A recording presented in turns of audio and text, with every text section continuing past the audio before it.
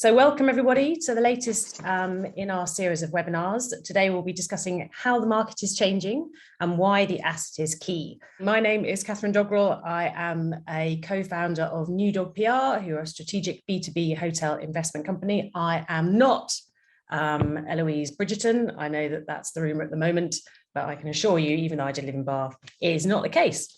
And so I'm going to allow anyone who logged in to see Tom Oakden, by the way. Tom sadly is unwell and will not be joining us today. If anyone would like to stand in as Tom on the Q&A, please do be my guest. Anyway, I'm going to allow my panelists to introduce themselves, starting with Robert, and then moving to Steve and Alex. Robert, welcome. Thanks, Catherine. I think Steve's reconsidering his involvement as soon as he heard that it's going to be videotaped and published.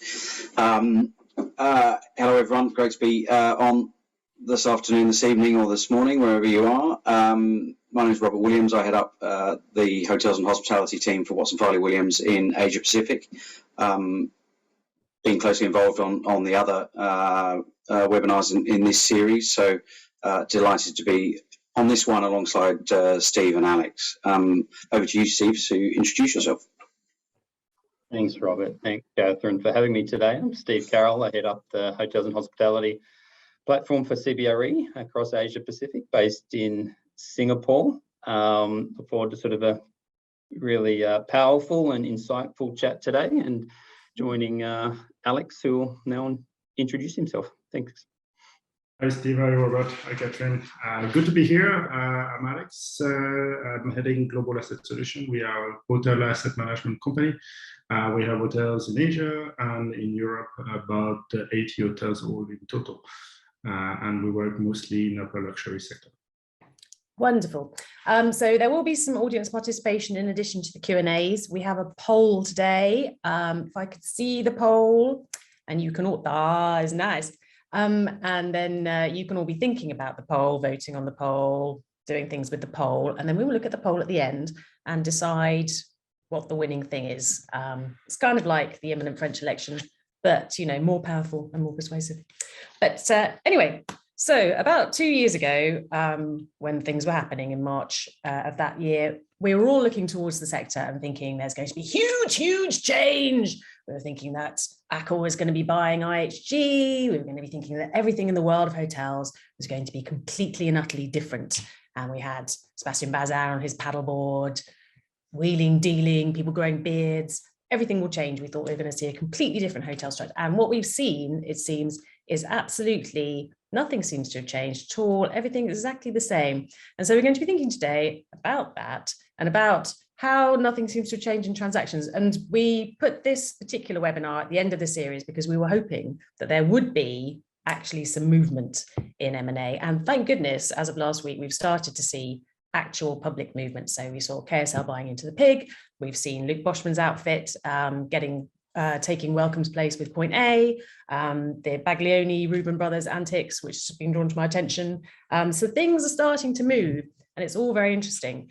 But are they moving in the same way that they were before? We're seeing a lot of action in budget, we're seeing a lot of action in luxury. We'll come to Alex on that in a bit.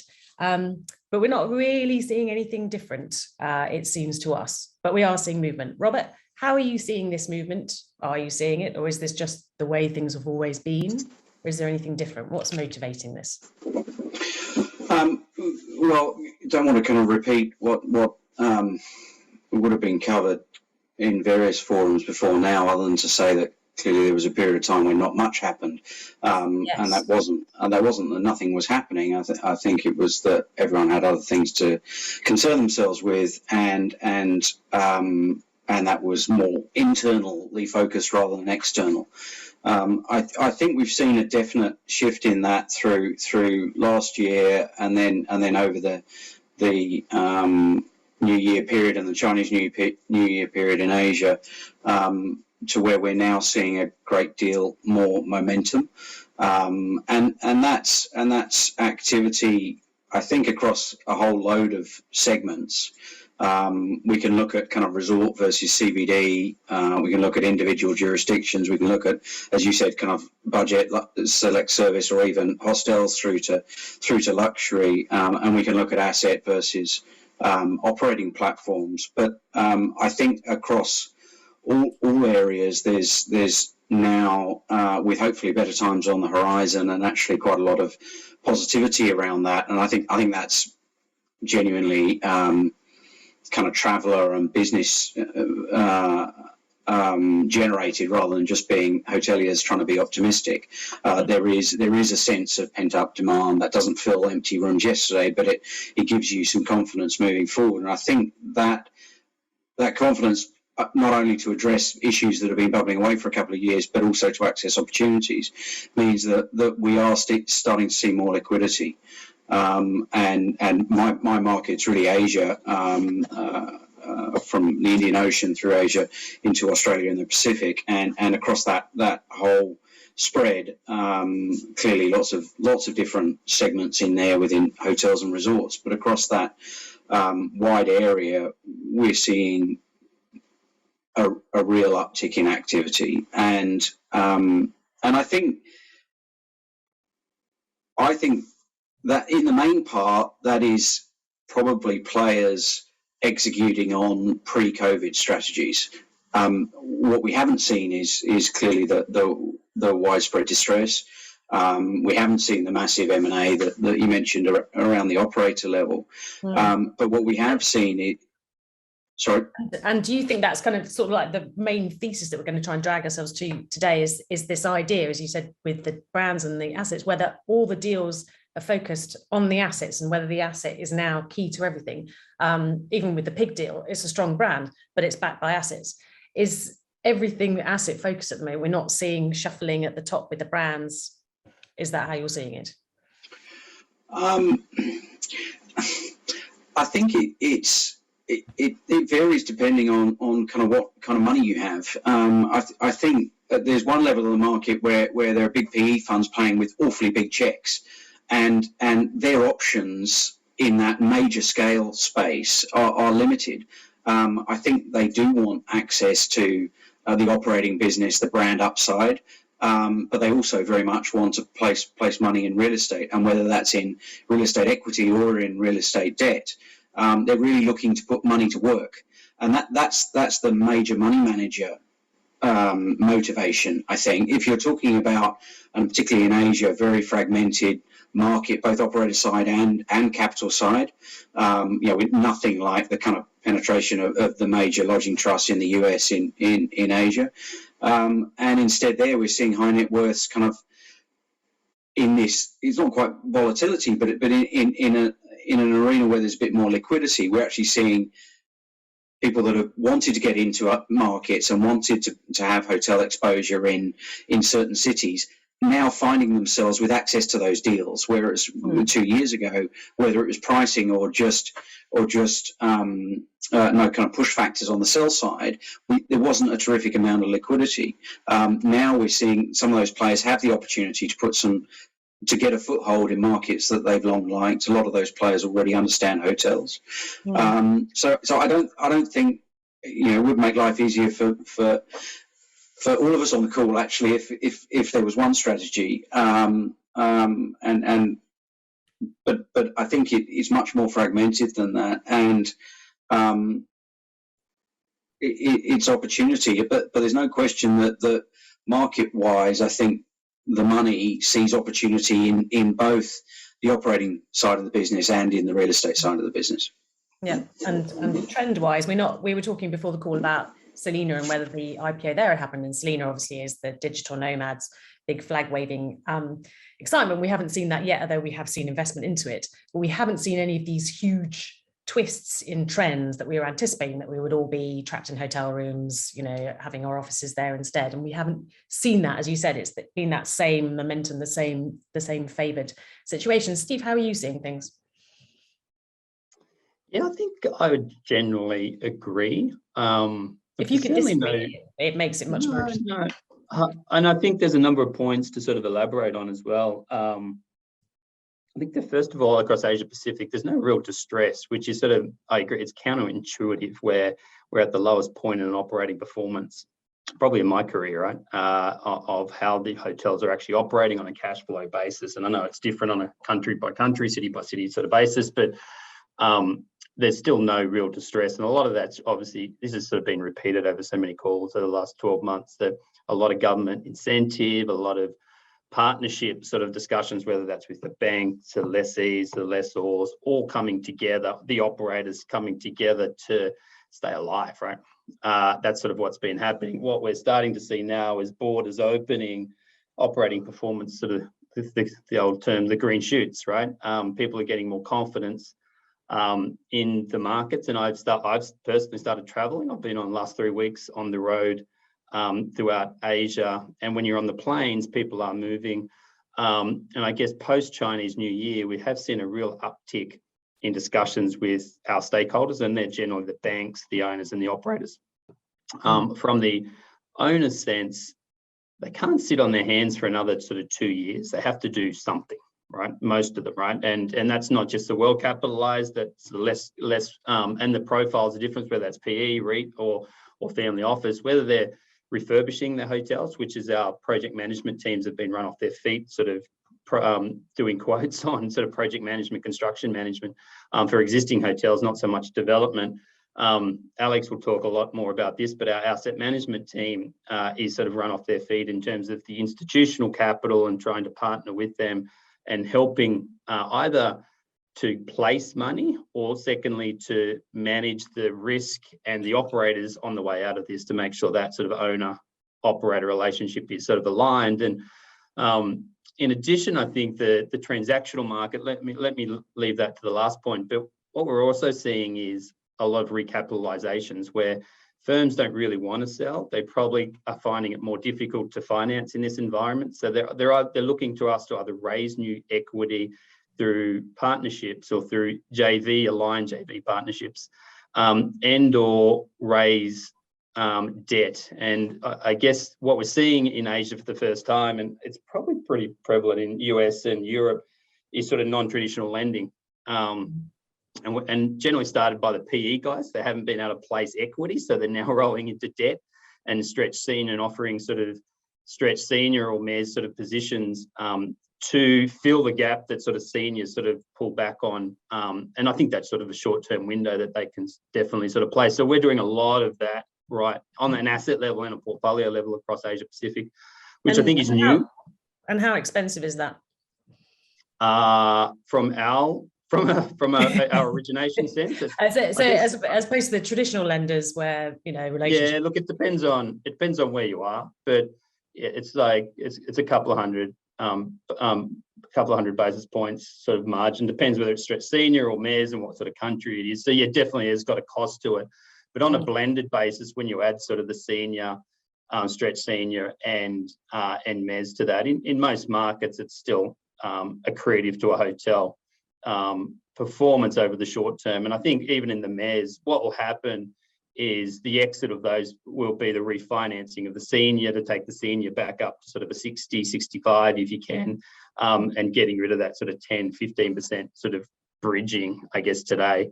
And then finally, from an asset and real estate perspective, look, scale matters. All the big stuff is happening. Japan and Australia, we've seen some really big deals, and it's the sovereigns, it's the big PE guys that are looking to place large chunks.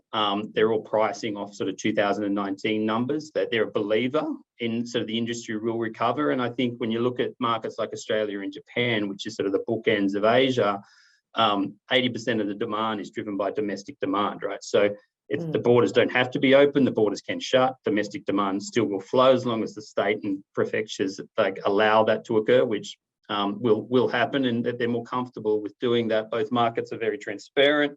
You can still get debt. So everyone we talk to, Australia and Japan are the two markets. And the third part is leisure. I guess the leisure component, whether it's Farley, Maldives, Okinawa, Thailand, Phuket, et cetera, across Asia, everyone's looking at it, right? Historically, before COVID, not everyone would look at resorts, but people are now looking at resorts that have never looked at resorts before. And some of the markets aren't as seasonal as you'd think, right? When you can combine and get the air access back into there. A good example and a prime benchmark of no seasonality, if you look at Hawaii, for example, right? It runs like a city, right? And if you look at markets like the Maldives, look at Bali, Phuket, given the diverse geographical sort of source markets, the air capacity pre-COVID, these markets are really, really reliant, really consistent over a long period of time. And I think parties are starting to see that and price in, maybe they are mispriced, right? And maybe they're willing to sort of take that risk. But sorry, I will be quiet in 1 second. But then the last point is, when you start to ask the question of, do parties want a real estate investment, or do they want a brand or operator exposure? I think it's two separate things, right? What we've actually seen is sort of a merge of those guys, like whether it's KSL, guys like the PE guys who are really successful in the space, that their primary objective is real estate, right? And they really are looking for the opco operating sort of nature of that business to further juice their returns, right? If they could get the real estate and still get the same returns, they wouldn't take the hassle, right? They just invest in real estate. But the opco and brand growth of that opco potentially juices their returns, enhances for shareholders. But on the other side, you get some of the operators looking, they don't really want real estate, they want sort of the opco. So it's a different sort of investment strategy, rather than sort of saying, well, what is most important, right? Mm. Well, I mean, the brands would tell you over the years that they are most important. And so we should all be aware of that. But although that we are, I think, seeing that shift, and I'll come on to Alex in a moment. I thought it was interesting that you used the word belief, that people are believers. They're using 2019 numbers because they're believers. And, you know, it's one step from that to me, you know, clapping my hands and kneeling at an altar. But and I think it's also interesting that we've seen this shift to leisure, and suddenly everyone's saying, well, that's okay, because leisure can fill all these corporate gaps that we're having, and it's going to be wonderful. Which is ignoring the fact that leisure is traditionally, you know, cheaper, and people didn't want leisure, they wanted high-paid corporate guests, and all the big operators have been working on loyalty programs which are focused on corporate and all the rest of it. That's fine, no leisure, and you know, we have to pay the OTAs more to get leisure. No, it's fine. And one wonders whether this is you know, just words to fill in the gaps before we all start business traveling again, or not. But anyway, and I'd like to come back and talk about loan to own as well in a minute, because you said a thing and it made me think of that. But Alex, you were nodding sagely through most of that, which is good to see, certainly if you're Steve, and particularly around the idea of partnerships. So you would be able to say, well, everyone else is saying it's fine, it's 2019, it's perfect, everything's 2019. You've been on the ground, and you know it's not 2019. So tell us a little bit more about what you're seeing and the move to partnerships. Yeah, it's very changing. I mean, the city hotels, we had challenges over the winter, that's for sure. But now, actually, the rates are higher than 2019. The occupancy is slightly behind, but we're doing fine. Resorts becoming very attractive, especially driving type of resorts. So I can see the same trend that you see in Asia. People are interested to invest in resort more than before. Before it was, I'm looking for a city hotel, just no major renovation and really focusing on city hotel, but now people are really open with a resort. So yeah, there is a shift there. One thing that we all spoke about, the operators. I think there is like medium-sized operators, whether it's in all regions, I would say, that struggle. I didn't have that much help. Didn't have the cash flow. They're really stressed at the moment. We have one in Europe at the moment, and they're looking at surviving. It's a matter of surviving. They know they're not back in 2019, so they're looking at JV. So I think there is lots of opportunity on the operator side. And in terms of real estate, pure real estate, what we see in Europe is we didn't see that many transactions the past 6 months. We had one big transaction in Paris, above 1 million euro, but it makes sense. It was in a triangle of gold, what we call it in Paris.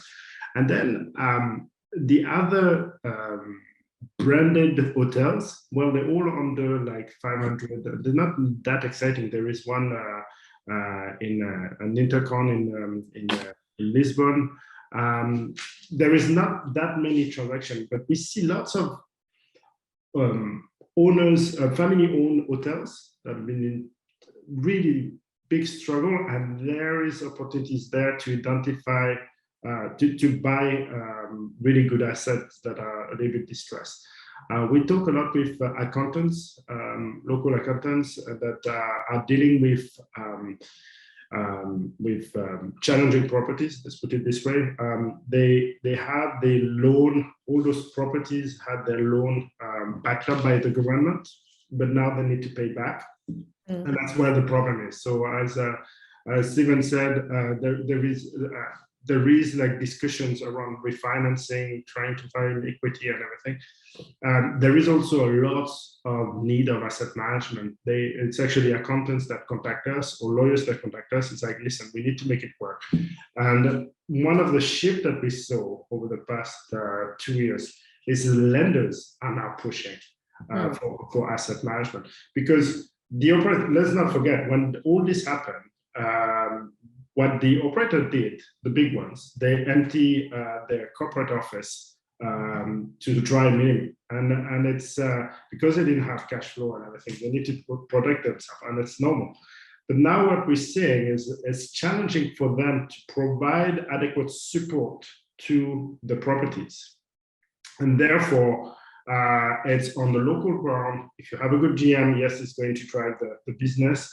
Or is the owner that need to push this, and not all owners know how to do it. So it's or the asset manager. So that's why lenders are coming to us now to do more asset management, to make sure that the hotels are really in good hand and being pushed forward, because they need to pay their loan, and if they don't reach this, trouble starts.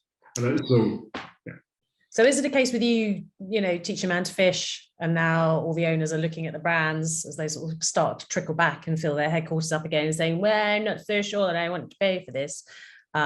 Is there a shift in power? I think we still see value in the brand. I think brands is very important. Distribution system is very important, but there is 1 year gap here.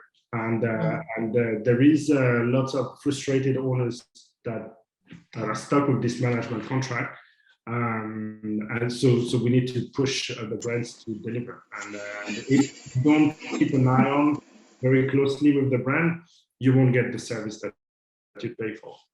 Yeah, we just to add to that, kind of in addition to some kind of downsizing of corporate offices, what a lot of owners are mentioning to us is a number of the mergers that happened pre-COVID, particularly where you were merging different operating systems behind the scenes, the systems integration, where that was happening on a large scale.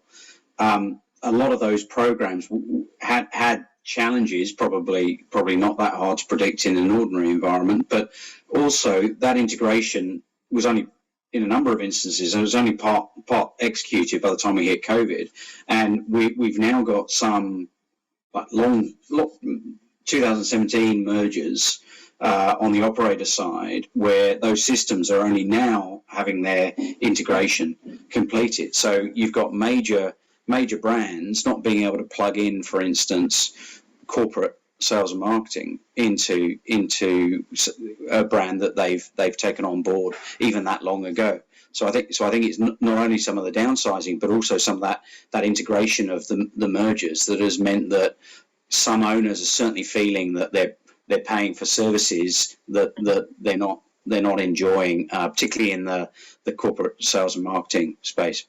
And do they have any legs to stand on this front? Well, I think they're probably right.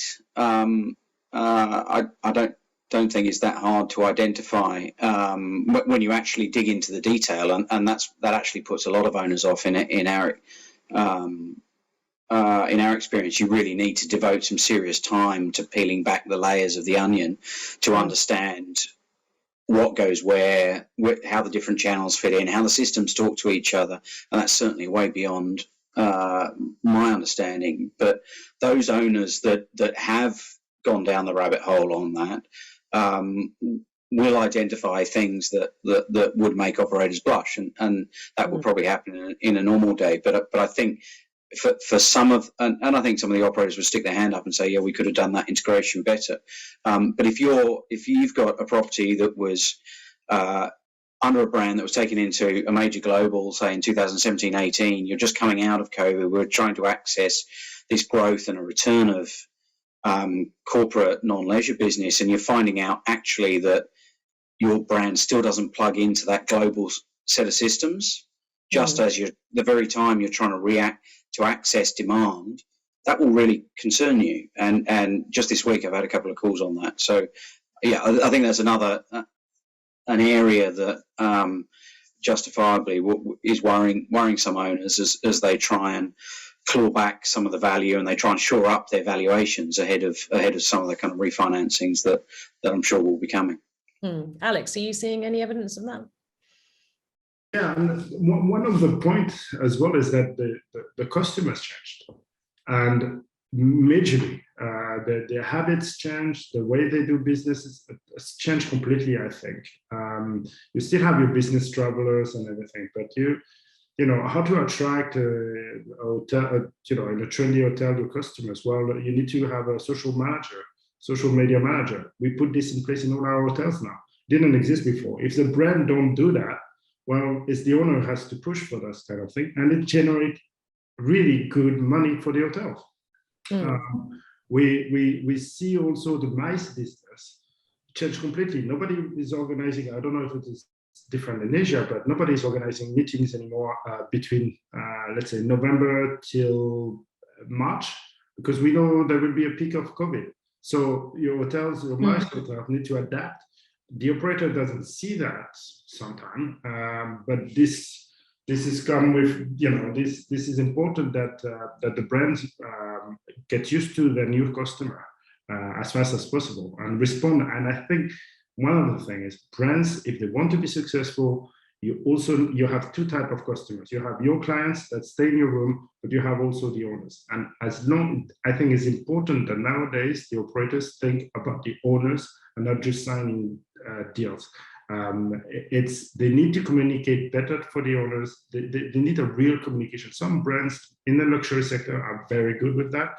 They organize like yearly meetings with all the owners. It's challenging to have all the owners in one room, but I think it's important that all brands start to do that, to hear what the owners, because that's the first customer for the brand. And do you think, therefore, that when you're looking to add value to your asset, such as we're talking about today, it's better to have just a very, very light touch brand, which is only going to give you the distribution you want, and then you can take care of everything else?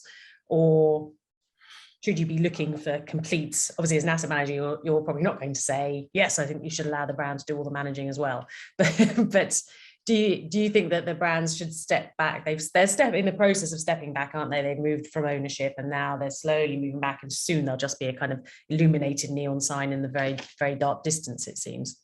I'm going to put the consultant cap and say it depends. Very good. It depends on the type of asset. No dogs in this fight. The city, the location, and everything. It will depend on each cases. Very good, very good. Anyone else have any opinions on light brands? Maybe it's best if the brands just stick to what they know, which seems to be neon signs. I think one thing I want to add is, I think a successful brand is a brand that works closely with the owner, provide all the information of the property, and there is some negative point, good points, everything, and then they work together. And what we see is when we asset manage a property, is at the beginning the GM is give us a pushback, and that's normal because they see the old traditional asset management. But the way to do it is work hand in hand. And then, we want the success of the hotel, not for the owner, not for the operator. We want the hotel to be successful. And consequently, all those parties will be happy. And when they have this approach and they work with us closely, the sky is the limit. We can do some amazing things. And we saw this during the COVID crisis, where we ended up approving every single invoices of each of our hotels. And now the flow through of each our properties are incredible. It's incredible. We never had that in the past, but and it was working together to make it happen. So I think that's the positive thing. I'd add. Go, Steve. You're the guest. I know what I was going to say. There's two sides, right? If you look at the operator sides, they need these soft brands to grow, right? They're all under market pressure to get net system size growth, and that just keeps rising, right? To a point where like 6-7% net system size growth on a gross basis is probably par, to be honest. And that's a challenge, right? And so the bigger, obviously getting bigger and getting further away from the smaller guys to sort of hit those sort of numbers. When you start to get like Hilton, Marriott's, etc., at a million keys, that's serious scale. On the owners front, I actually think their soft brands are a positive as well. It gives them access to distribution and loyalty without having to take on huge amounts of brand standards and capex on their existing assets, right? So it sort of is, and the owners do package it this way, an owner-friendly capex light way to grow market share of your independent hotel if you feel that is what you need, giving you benefit to their distribution without sort of having sort of a 2x your asset size value to go into capex to meet their brand standards, right? So I think on the right asset, it does and can benefit sort of both stakeholders, being owner and operator. What I will say as well is throughout the last 12, 24 months, when you haven't got any revenue, right, you're naked. And owners in particular and operators realised and got a very good understanding of the fees charged to the stakeholders, either received or delivered, and the value of each one. And having been on both sides, right, you sort of sit there and go, I don't get value out of that, right? So I'm not paying it. Tell me how I get value out of that fee. And having been on the operator side not that long ago, it was very apparent there were certain fees that were flowing out that were just fees, right? That didn't really add a lot of value, right? And the operators, to all of them, their credit, they have revised. And I think the operators did align. And I started my comment to say, all the stakeholders, whether it's the bankers, the operators, and the owners, have worked together to get us to this point to survive, right? And some of that is sort of give and take of fee waivers, fee delays, whatever it may be, of sort of give and take to get us to this point. So each party's played a role. But as we start to build out the recovery, I think owners will have far more granular insight into the fees charged and the value proposition that owners and where that falls within the P&L and demand, not ask, demand they get value for each different fee stream, whether that's market share growth, whether that's loyalty sort of charges, whether that's IT. But they really do and have a better understanding today than they did pre-GFC of what they actually pay to bring a brand in and the value that they should be getting from that cost, right? Yeah. Yes, and you're absolutely right that it's horses for courses. Obviously, if you're looking at a leisure-based thing, you're maybe thinking, well, I don't need a loyalty program. I don't really need you to bring things like that. I can just go to the OTAs. But Robert, you were going to say something. Yeah, I was actually going to talk about a different type of asset management, but more focused on the actual asset and the capital asset and what could be done with that, in addition to kind of looking over the shoulder of the GM, looking over the shoulder of the revenue management. But I think Steve's taken the conversation in probably a more interesting direction. I can drag it back to a duller direction if you'd rather. No. And I totally agree with Steve's comment. I think that a spotlight has been shone on fee structures, and I think a lot of the operators are talking about more efficient on property operating structures, and they're talking about being able to produce. They got to a point of margins that previously they couldn't achieve, and every time the blowtorch comes on, whatever crisis we're facing, the market demands greater efficiency and a leaner structure. And I think most of the operators that are interested in what their stakeholders are telling them have done that, both within their own structures and then on property. So I think there's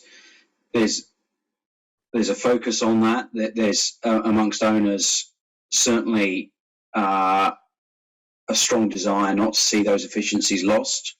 But it's not just one number. It is about echo exactly what Alex said about social media. I've got one client that's talking about, no, we need to add in another sales and marketing person on property, actually wanting to resource up, particularly on the sales side, to go and attack the market, and head off perhaps new competition, and bolster their market share, which is adding cost, but on a more strategic basis.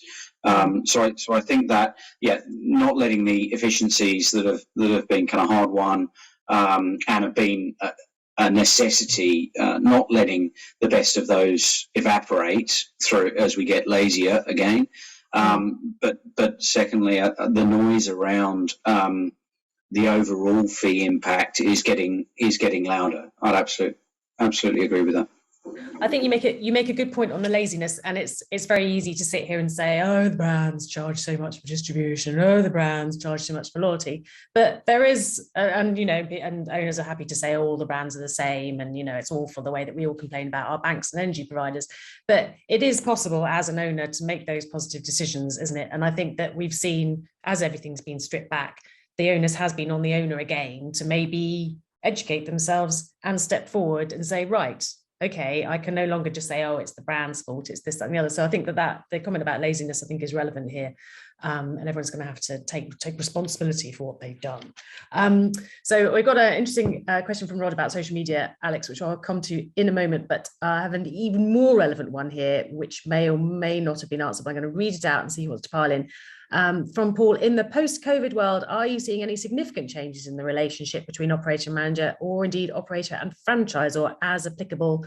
Where do you see the direction of travel? I honestly think that it improved. We have a better relationship with the operators that was willing to work with us during this crisis.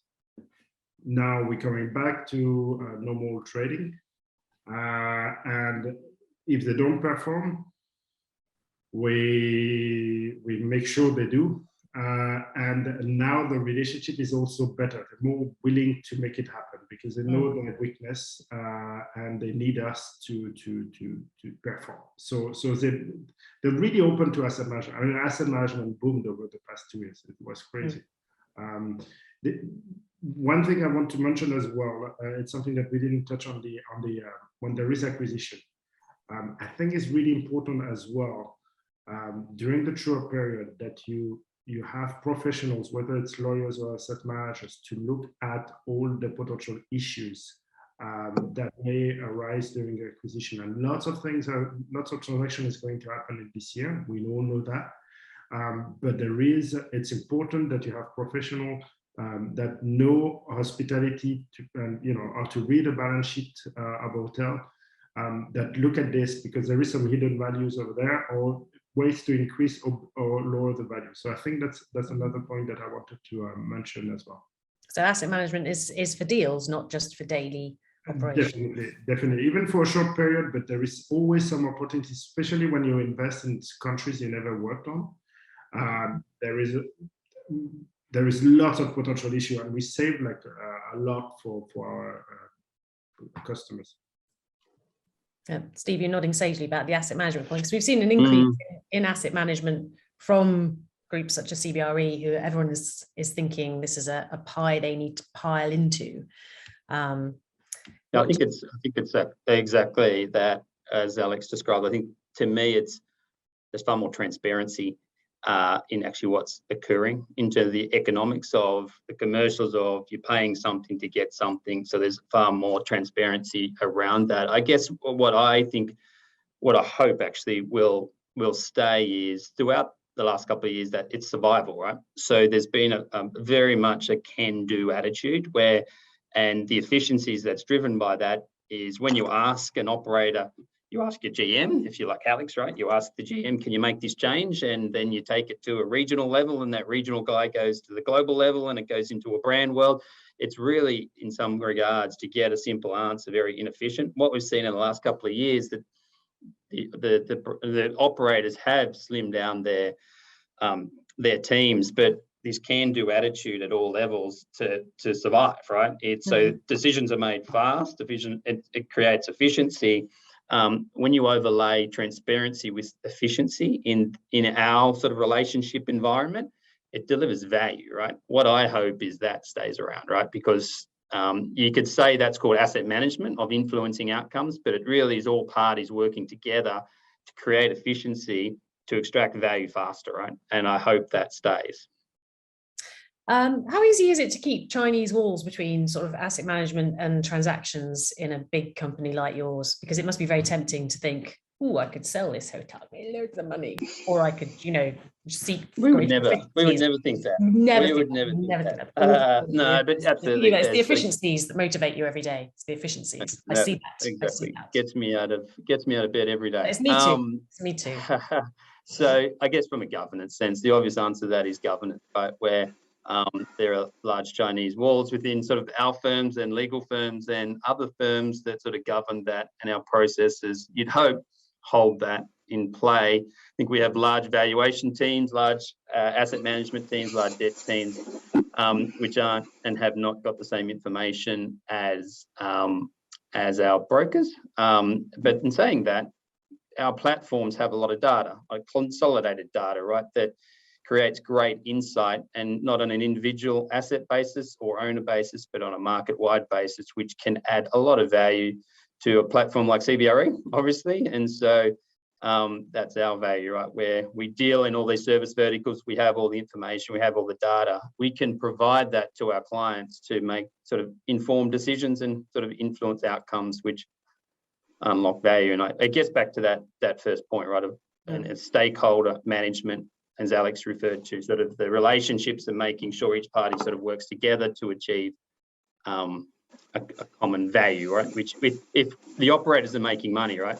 The owners are making money, the bankers are making money, the lawyers are making money, CBRE is making money. It's a happy place, right? Beautiful.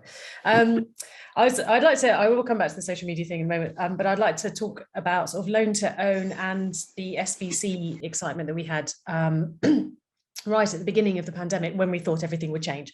We saw a lot of, in the UK and in Europe, a lot of very noble owners saying, well, we are willing to forgive your rent for the moment, but, you know, we're going to take it, to transfer it into an equity position instead, which is, you know, nice work if you can get it. And we also saw SVC, of course, who own a lot of hotels and then also own a stake in a brand, saying, well, you know, IHG and Marriott, you're not paid, so we're going to boot you out and we're going to bolster our brand instead. And there were these interesting power shifts there, which weren't replicated, but I do wonder, as we get now more into a no government support, more stress level, whether we will see more owners turning around and saying, well, you know, maybe we're going to take a chunk of this, or, you know, maybe you haven't paid your rent and we're going to do this, and whether you're anticipating seeing those sort of shifts in the background, sort of maybe previously generous shifts, or people saying, well, you know, I've got more power than I thought I had. Don't very big in the pub sector, sort of last downturn, suddenly lots of people found themselves being owned, maybe hadn't realised they were about to get owned as well. Well, I mean, that's a consequence of really lease structures, or in the case of SVC, that kind of their owner's priority structure, right? And yes, not identical situations, but it was interesting to see that shift. Yeah, but either way, you know, there's a significant financial obligation underpinning, you know, or underpinning the decision by the owner to engage with that particular operator, over and above just, you know, a fee take. I mean, I think there are not many platforms in Asia, if any, the size of SVC. So, I mean, scale came up a couple of times, and I think scale is still a driver. We're still in a consolidating environment on both the capital side and the operator side. That is not going away, and we are our little niche sector is terrifically unconsolidated by kind of any maybe then you benchmark it against other industries. So more of that is coming, but very difficult to look at SVC with 300 properties.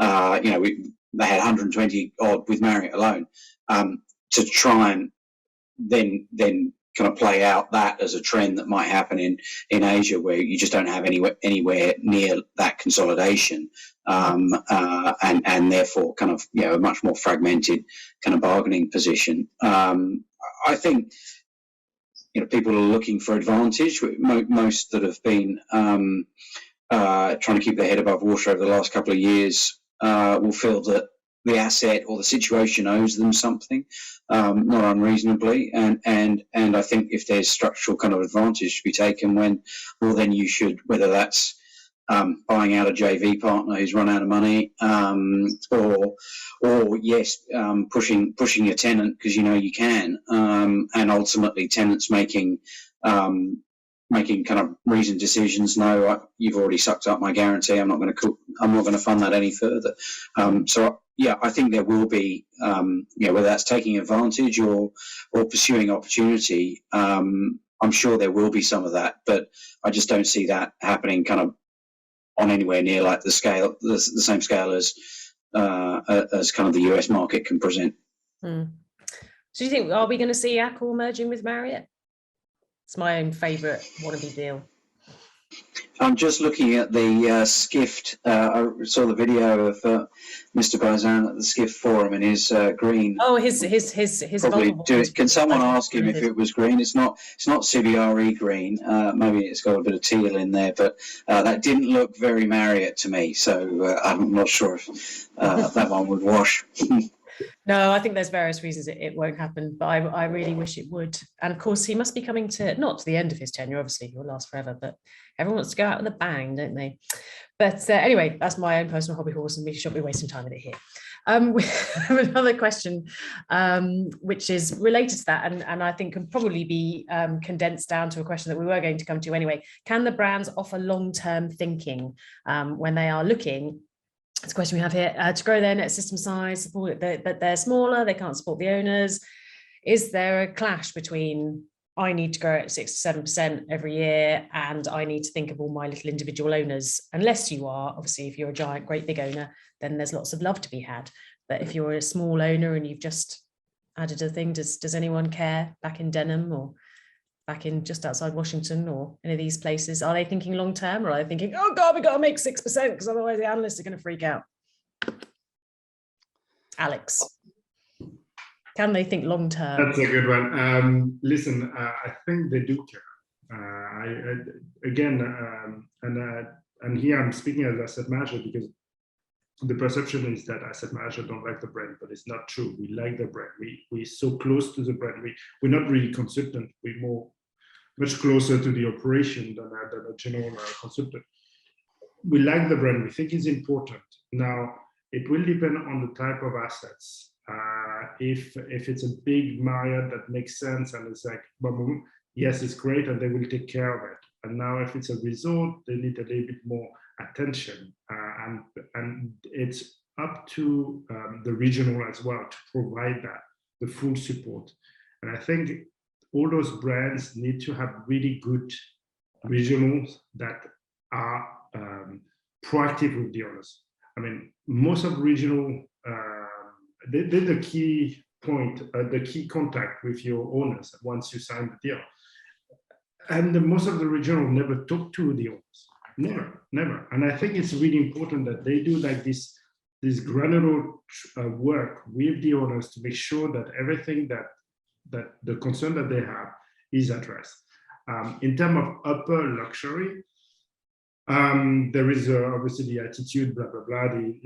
We know it all. Shut up, kind of attitude. So is that you or the brand? Sorry, I won't give names.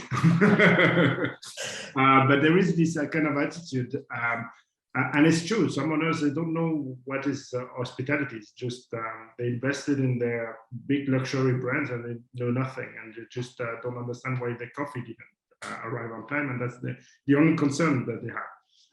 And again, that's why you need to have people that have the experience, the long-term experience, and know how to speak with them. And then you can make massive changes. I mean, we in the one of our old hotels that we had, it was the Four Seasons in Bora Bora. I mean, it's in the middle of nowhere on the opposite side of the world. and you need to keep the attention of the brand. And we managed to do that by talking to them frequently and speaking with the regional, and then the hotel performed really well. I think that's a key thing with the operators. So I can think long term. Steve, you're nodding sagely. Yeah, I think that's right. Say that because I mean, obviously you come from a brand where it's IHG, where they have that long term vision, like with IHG, rather like Whitbread in the UK, criticised for being not terribly interesting and not doing very huge deals. But I think that you can see that they've got a very long-term view. They're thinking of their, pension funds or holding it and people like that. This is a long game for them. It's not 7 years. Yeah, sure. I think when you sort of can categorize all the C Corps, right, all the majors, that look, the operators have shareholder value to protect, right? They're sort of reporting also to their shareholders as well as their owners. So we talk about sort of at the asset level, you've got sort of the owner, the banker and the operator being the stakeholder. At the C Corp level, you also got your shareholder, and the owners have that as well, depending on who their shareholders are as well. So there's a dynamic there that everyone has to sort of protect and align with. I get the point that, yeah, everyone needs to grow, right? And I said the net system size growth, most of the targeting 6-7% net system size per annum now sort of moving forward. But if I use Asia, we're still a very under-penetrated brand market when you compare it to the United States, right? And compare it to sort of very much mature markets of UK in particular, in some parts of Europe, right? So the brands are all over us. The brands are going to keep on growing. I think the brands are important for a number of things. I don't think any singular owner can provide, even with OTA's distribution, like one of the major operators can. I think that's very important to grab market share, and that's debatable, right? But my personal view is the brands add value in the distribution stage. I feel their loyalty programs also add value by giving owners and stakeholders not a weapon, but a tool against some of the third-party intermediaries that just are a distributor, right? They pump demand in. So I think loyalty and distribution from the brands is paramount, and I think that adds value as well. And I guess the final point is, and when you talk to the banks, right, it's easier. Fact is, it is easier to get lending with an international operator. And that's a general statement, but it is easy. It is, right? So the brands add value because it gives the bank comfort that you have a distribution and loyalty scheme. You will get somewhat fair market share, whether it's good market share or not, you'll get fair market share. And the banks get comfortable when they see Hilton, Marriott, IHG, Hyatt, Core, whoever else it may be. I'm not saying independents can't do that, but a general statement would be the brands give banks comfort. Yeah. I think the short term, if you're looking at an operator and you're looking at them thinking kind of short term wise, I think in my experience over a few cycles, I think that comes up more likely in a smaller operator platform, just ahead of a step change moment for them. So, and you can see it in management agreements. You see the management agreement they wrote in the year before they IPO'd or the year before their PE owner exited. They will be out there. They'll be being very creative on their underwrites, and those management agreements are a moment in time. Now, that is short term from the operator. The buyer ends up inheriting that and having to unwind it, and kind of scratching their head wondering why this was done, but they know the answer. That I think is, for an owner, if you can pick that kind of step change moment with a smaller operator, they will be willing to do things to deliver the system growth that is so important on their shareholders' exit. So if you're an owner, the chances are you can really get some value because your contract is going to be worth a multiple to them, and they will be going hard for it. So I think the short-term thinking is more likely around smaller platforms that are just coming up to a step change kind of corporate event. So if you're wanting to leverage that, find someone who's just about to do a thing. I have to get to this social media question or it's not going to get answered. So Alex, you stressed how important it was to have a social media manager, which the brands don't generally provide. Can you expand on this? How do you engage with the local community, and what do you anticipate to be the positive outcome? Presumably more cash, which is what we're all here for. Okay, during the crisis, we talked about hotels that needed to be closer to the locals. not just for outside visitors and everything, especially the F&B and everything. How do you market to the locals? We do believe that it's through social media. There is a jump in social media now. It's like lots of people, everybody has Instagram and other platforms. So we created in especially trendy hotels. I don't think it would work for an airport hotel, for example, but trendy hotels, a position that is a social media manager that is the same level than my revenue manager, so reporting directly with the owner, with the GM, and make sure that there is enough post contents put on the website. And you take the example of Ibiza. People look at live party on social media, and then they go to the hotel, this hotel, because there is social media post and everything. So yeah, it's a new trend. There is lots of little tricks like this that came the past 2 years, like checking staffing level rather than waiting the end of the month to see the bad numbers in terms of staffing level. While we do like check on a weekly basis, so there is a more proactive action. There's lots of tricks in asset management like this that can be applied to better manage the hotel. Wonderful. Thank you very much. So we are running out of time, so I'm going to get to the poll. But we have another question, and it gives me the opportunity about ESG and green funds. It gives me the opportunity to say we will not be answering that question here. But if you go back to the Watson, Farley and Williams YouTube channel, you can see our most recent webinar in which we talk about loads of green things, including green funds. So education will be available there. Ivan, if you'd like to get in touch, I can send you the link to that webinar, which will be another hour of glorious wonder, but with a slightly different backdrop. So anyway, if we can have a look at the poll before we all go away. So what's the best way to asset management? Well done, Alex. Well done, Alex. Alex wins today. So there we go. Not that there's a winner. It's not about there being a winner. It's interesting. D brand with or without white label management, 0. A lot of noise about white label management at the moment. Yeah. And actually, it's so funny. Well, I should maybe share this, but they want asset manager to do white label. I was like, well, listen, we cannot do everything. and on that news, I'd like to thank our panelists. Thank you, our audience, for taking time to join us today. Make the comments that you wish.